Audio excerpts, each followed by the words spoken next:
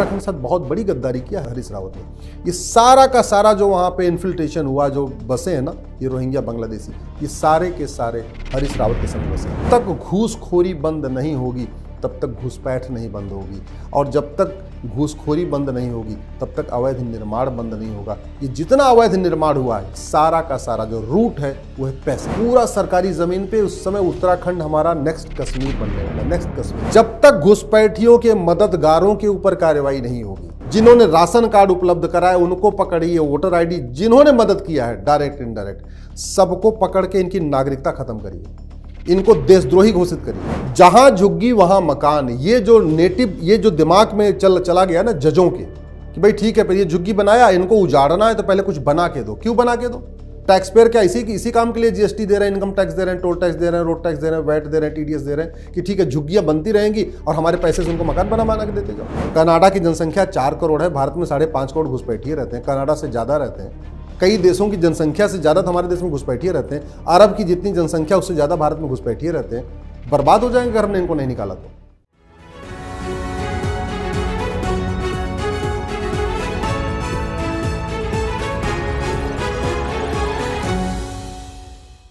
नमस्कार, capital TV में आपका स्वागत है। उत्तराखंड में एक अजीबोगरीब लैंड जिहाद का केस सामने आया है। हल्द्वानी के बारे में तो आपने सुना कि किस तरीके से सरकारी जमीन के ऊपर ये बांग्लादेशी रोहिंग्यास इन्होंने कब्जा कर रखा था, और जब पुलिस गई तो उल्टा ये पथराव करने लगते हैं। लेकिन अंततोगत्वा धामी सरकार ने हिम्मत दिखाई, बुलडोजर चला और इलाके को खाली करवाया गया। लेकिन क्या उत्तराखंड में सिर्फ एक ही हल्द्वानी है? एक नया केस आया है रामनगर का, जिसे अब लोग वहां के बता रहे हैं कि ये रहमत नगर है। रहमत नगर की कहानी क्या है ये जानने समझने के लिए हमारे साथ अश्विनी उपाध्याय जी, आपको बहुत बहुत स्वागत है। ये क्या नया बवाल है रहमत नगर का? रामनगर में वन विभाग की जमीन पे पहले 3-4 आते हैं घोड़ा और घास खच्चर लेके, वहाँ झुग्गी बनाते हैं। उसके बाद फिर 4 आते हैं, फिर 6 आते हैं, फिर 8 आते हैं, फिर 10 आते हैं, और ऐसे ऐसे वो 1000 परिवार आ जाता है रामनगर में।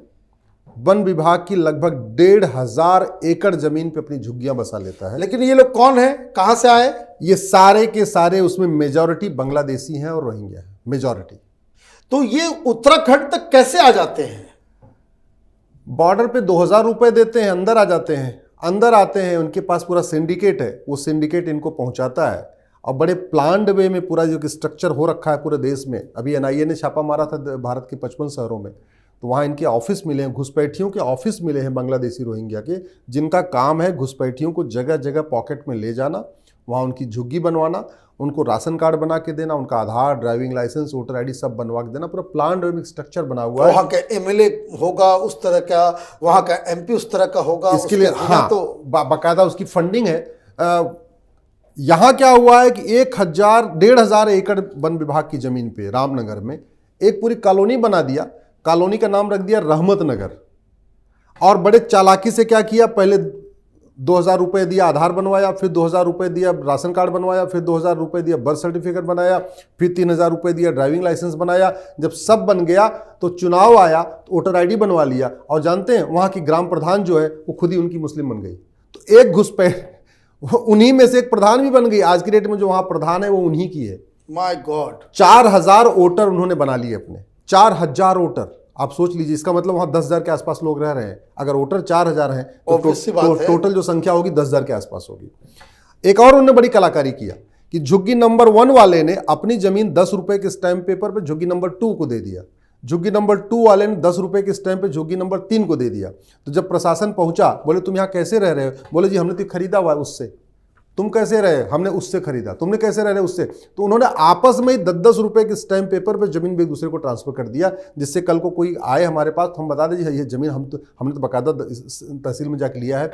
तो तहसील में जो लेखपाल हैं, पटवारी हैं, सब माल खाया है, सबने माल खाया है। बिजली विभाग वालों ने माल खा के वहां बिजली का कनेक्शन दिया है। सड़क विभाग वालों ने मोटा माल खा के उनको सड़क बिछा के दिया है। पार्षद उनका प्रधान अपना उनका खुद का हो गया है, लेखपाल ने उनको राशन कार्ड उपलब्ध कराया है, पटवारी ने उनको मदद किया है। पूरा का पूरा जो सरकारी अमला था ना, वो 2-3 हज़ार रुपये में बिकता गया और रामनगर रहमत नगर बन गया। इसलिए मैं बार बार कहता हूं, जब तक घूसखोरी बंद नहीं होगी तब तक घुसपैठ नहीं बंद होगी, और जब तक घूसखोरी बंद नहीं होगी तब तक अवैध निर्माण बंद नहीं होगा। ये जितना अवैध निर्माण हुआ है, सारा का सारा जो रूट है वो है पैसा। और बड़े जिस चीज़ को मैं पहले कई सालों से कह रहा था, कम से कम उसको सामने भी आने लग गया। कश्मीर के बाद जो उनका अगला टारगेट है वो उत्तराखंड है। हिमाचल और उत्तराखंड दोनों राज्य।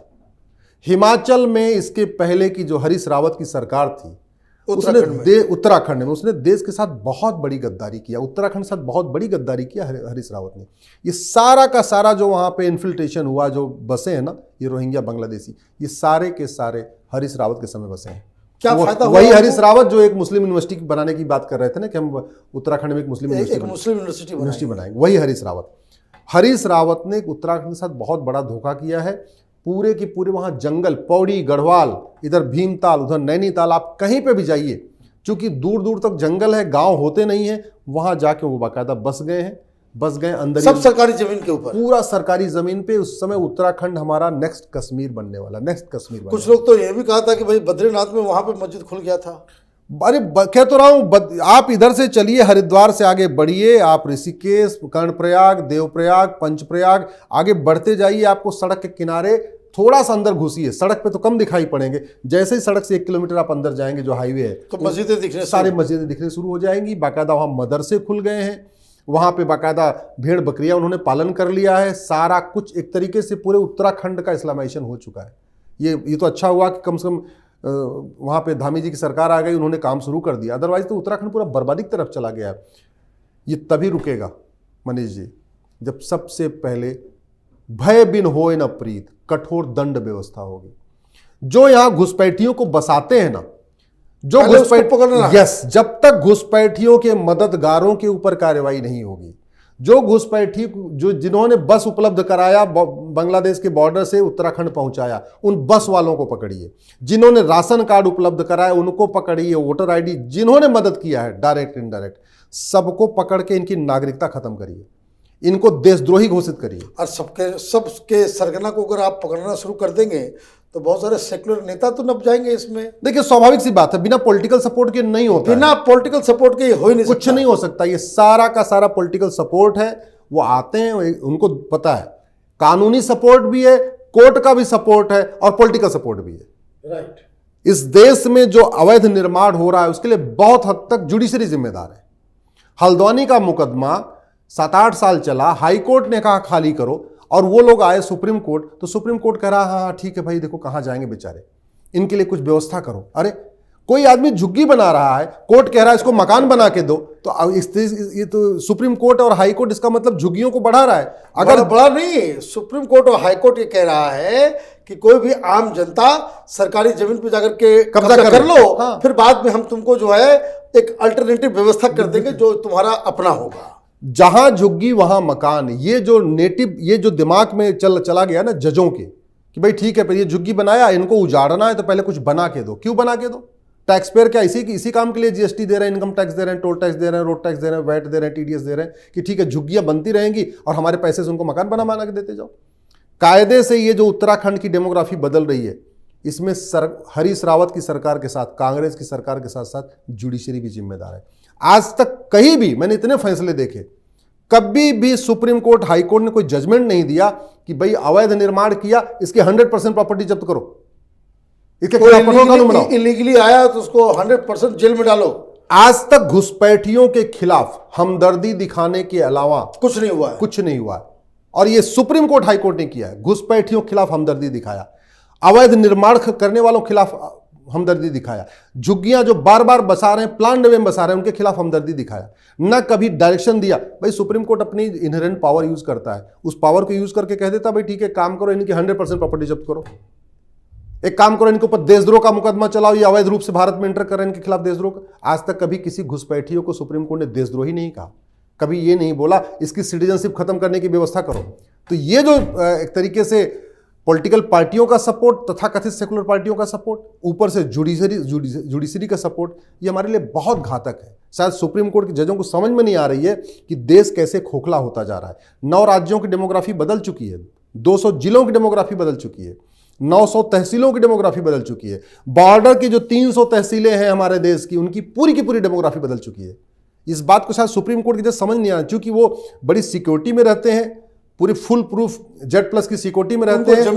उनको जमीनी हकीकत पता नहीं कि भारत की डेमोग्राफी बदल कैसे रही है। उनको शायद ये इतिहास भी नहीं पता कि 1805 में अफगानिस्तान के प्रधानमंत्री पंडित नंदराम टिक्कू थे और वो गंधार अफगानिस्तान हो गया। उनको शायद ये नहीं पता कि पाकिस्तान का विभाजन क्यों हुआ और पाकिस्तान में हिंदुओं की क्या स्थिति है। ये जो सेकुलरिज्म चल रहा है ना, ये हिंदू मेजॉरिटी में इसीलिए चल रहा है। ये जो संविधान चल रहा है ना, ये इसलिए चल रहा है हिंदू मेजॉरिटी में है। हिंदू कम हो गए और वैसे देख लीजिए जहां जहां डेमोग्राफी बदल गई है वहां संविधान काम नहीं करता। जैसे बंगाल में संदेश खाली वही कहानी है, ना पुलिस काम करती है, ना संविधान काम करता है, ना कोर्ट काम कर पाती है, ना सेकुलरिज्म काम करता है, ना कोई जो दुनिया भर के इंटेलेक्चुअल जो बातें कोई काम नहीं करती। लेकिन उत्तराखंड से ये भी खबर आ रही है कि बड़ा बेचैनी है इन लोगों में, कि इन लोगों ने तो 10 साल से मेहनत किया, लोग वहां पे इकट्ठा हुए, सब कुछ हुआ, लेकिन उत्तराखंड में जो UCC जो लगाया गया है उससे वहां के मुसलमान जो है वो हाथ छोड़ के भाग रहे हैं। देखिए, घुसपैठियों को निकालना बहुत जरूरी है और जैसे भी निकले ऐसे इनको हर वो काम करना चाहिए जिससे ये छोड़ के भागे। मतलब जैसे भी निकले वही सही तरीका, वही सही तरीका। इनको बाहर निकालने के लिए कोई तरीका गलत है ही नहीं है। जिस तरीके से उत्तराखंड छोड़ के भागे, जिस तरीके से भारत छोड़ के भागे, वो हर तरीका सही है। हर तरीका सही है, हर तरीका सही। रिजल्ट है ये भागे यहां से, और कोई तरीका नहीं। अरे 5 करोड़ घुसपैठिए 2017 में आ गए थे जब मैंने PIL फाइल किया था। अभी तो ये 5.5 करोड़ हो चुके हैं। My God. ऑस्ट्रेलिया की जनसंख्या 2 करोड़ है, भारत में 5.5 करोड़ घुसपैठिए। ऑस्ट्रेलिया के लगभग 3 गुना घुसपैठिए भारत में पहुंच चुके हैं। कनाडा की जनसंख्या 4 करोड़ है, भारत में 5.5 करोड़ घुसपैठिए रहते हैं, कनाडा से ज्यादा रहते हैं। कई देशों की जनसंख्या से ज्यादा हमारे देश में घुसपैठिए रहते हैं। अरब की जितनी जनसंख्या उससे ज्यादा भारत में घुसपैठिए रहते हैं। बर्बाद हो जाएंगे अगर हमने इनको नहीं निकाला तो। ये आपने सही बात कही कि किस तरीके से घुसपैठियों और उनके मददगारों की 100% प्रॉपर्टी जब्त करने, उनकी नागरिकता खत्म करने, उनको 10 से 20 साल की जेल में डालने की कानून जरूरी है। आपका बहुत बहुत धन्यवाद। आपने विस्तार से बताया कैसे रामनगर में रहमत नगर उगाया जाता है और उसके पीछे किस तरह से रैकेट काम कर रहा है। आपका बहुत बहुत धन्यवाद। अगर आपको ये वीडियो पसंद आया तो आप इसे लाइक करें, शेयर करें और कैपिटल TV को सब्सक्राइब करें। धन्यवाद।